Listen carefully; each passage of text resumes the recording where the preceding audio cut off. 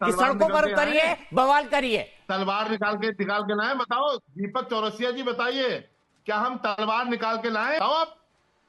मैं क्या तलवार निकालने की आप बात जैसे हाफिज हमसे साहब बात कर ही क्या नहीं हो? रहा हूं। है इनको अगर लग रहा है भीड़ इकट्ठी वहां पे होगी, तो और अगर आप क्या कह दूसरी रहे हो? तरफ भीड़ मतलब इकट्ठी हम होना अगर शुरू हो गई निंदा और तो मजम्मत इनसे कर रहे हैं संभल तब भी नहीं आपको पाएगी। परेशानी हो रही बिल्कुल भी परेशानी नहीं है आई लव मोहम्मद से, और हमें तो लगता है आप जितना मर्जी आई लव मोहम्मद करिए, लेकिन ये आई लव मोहम्मद तक सीमित नहीं रह रहा है ना। ये I love Mohammed I love शरीयत में बदलता जा रहा है। इनको संविधान पे बिल्कुल यकीन नहीं है, इनको पुलिस व्यवस्था पे बिल्कुल यकीन नहीं है। ये खुद ही लॉ अपना एक्शन अपने हाथ में लेना चाह रहे हैं, और उसके खिलाफ ये जिस तरह से ये भीड़ इकट्ठी कर रहे हैं, यहाँ पे मुझे ये इंटरनेशनल एजेंसीज की साजिश और फंडिंग नजर आती है।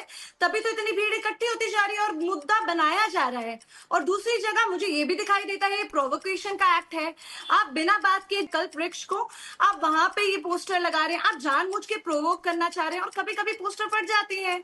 और आयला मोहम्मद से तो किसी को परेशानी नहीं है। और दूसरी बात ये है कि ये भीड़ इकट्ठी करके इंटिमिडेट करना चाह रहे हैं, और जैसे कि ये बता रहे हैं लोगों को इकट्ठा करा जा रहा है, इनको ये नहीं समझ आ रहा है अगर दूसरी तरफ भीड़ इकट्ठी होने शुरू हो गई तो इनसे हैंडल नहीं हो पाएगा। ये अभी हमें तलवारों की धमकी दे रहे हैं, इनको यही यकीन नहीं है। कुंभ में इन्होंने देखा नहीं है हमारा हाल, कि हम जब बस अगर इकट्ठे ही होते हैं तो भी हम क्या से क्या बदल सकते हैं। तो ये जो इंटिमिडेशन है, ये फालतू में ये झूठ फैलाना, ये गलत इंफॉर्मेशन फैलाना, उसके बाद लोगों को इकट्ठा करना, जानबूझ के प्रोवोक करना, तो ये मुझे नहीं लगता कि मुझे शरीयत वाली मानसिकता ज्यादा नजर आती है। ठीक है, और आप हमारे संविधान पे विश्वास रखिए। आई लव मोहम्मद, हम इसका सम्मान करते हैं, मैं भी करता हूं, इसी का तनेजा जी भी करती हैं। शान में गुस्ताखियां कब तक होती रहेंगी? कोई गुस्ताखी नहीं हुई हाफिज भाई। हाफिज भाई, मैं कब आपको होगा? कब पूरे लगाया सम्मान के जाएगा? साथ कह रहा हूं कि कृपया मेरे इस फोरम का उपयोग भड़काने के लिए ना करिए, मेरे इस टीवी चैनल का उपयोग भड़काने के लिए ना करिए। पैगंबर हजरत मोहम्मद साहब की शान में किसी भी तरह की कोई गुस्ताखी पूरे देश में कहीं पर नहीं हुई है, मैं इसको साफ करना चाहता हूं, और आप भी मेरी इस बात को रिपीट करिए। नहीं हुई है। नुपुर शर्मा याद नहीं है आपको? डी राजा याद नहीं है आपको? टी राजा याद नहीं है आपको?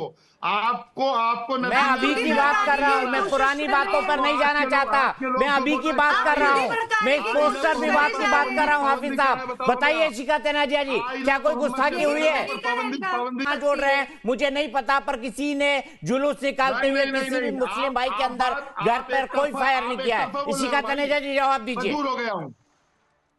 पहली बात तो इन्होंने खुद ही कहा कि अभी तलवारें नहीं आई हैं, तो ये खुद ही भड़काने वाली बात कर रहे हैं। मैं आपसे दोबारा रिपीट करके कहती हूँ कि मुझे आई लव मोहम्मद से तो कोई परेशानी है ही नहीं। आप प्रेम की भाषा बोलिए, आप अमन की भाषा बोलिए, पर जब लोग आप जिस तरह से इकट्ठे कर रहे हैं, ना वो अमन है ना वो प्रेम है, वो शरिया लॉ आप लागू करना चाह रहे हैं क्या? अभी मैंने सिर्फ आपको इतनी सी बात बोली कि लोग आपने कुंभ में इकट्ठे होते हुए करने लग रहा है आपको? आपको उसमें भी धमकी नजर आती है, तो आपकी खुद की मानसिकता है लोगों को भड़काने वाली। कहते रहेंगे, आप नहीं रोक पाएंगी।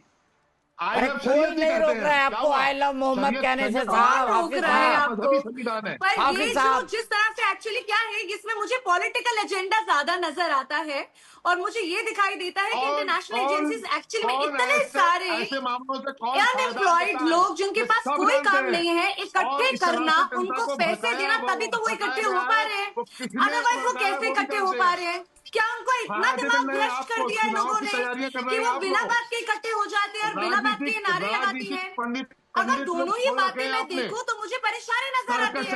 अगर मैं ये देखती हूँ कि सच में इतने युवा है हमारे, इतने यूथ हैं, उनका इतना माइंड ब्रेन वॉशिंग करी गई है कि जिस चीज को ऑलरेडी लॉ देख रहा है, जिस चीज के ऊपर एक्शन लिए जा रहे हैं, फिर भी आप यूथ को इकट्ठा करे जा रहे हैं। तो मुझे जब ब्रेन वॉशिंग दिखाई देती है तो मुझे परेशानी नजर आती है। अगर वो ब्रेन वॉशिंग नहीं है तो इतने यूथ अनएम्प्लॉयड कैसे हैं इनके? क्या उनके पास कोई काम धंधा नहीं है? और काम धंधा होने के बावजूद भी वो यहाँ पे आ रहे हैं, तो क्या उनको पैसे दिए जा रहे हैं उनको इकट्ठा करने के लिए? रास्ते में गाड़ियां तो ये जो प्रॉब्लम है ना, ये बड़ी डीप रूटेड प्रॉब्लम है, काफी डीप सीटेड प्रॉब्लम है। ठीक है, मैं आप दोनों को यहीं रोकूंगा। हाफिज साहब, हाफिज साहब, हाफिज साहब, हाफिज साहब, हम दोनों इतने सालों से डिबेट में बैठ रहे हैं, पर आज कुछ आप ज्यादा ही भड़काने वाले रोल में थे, थोड़ा कम भड़काया करिए हाफिज साहब, मेरी आपसे यही गुजारिश है।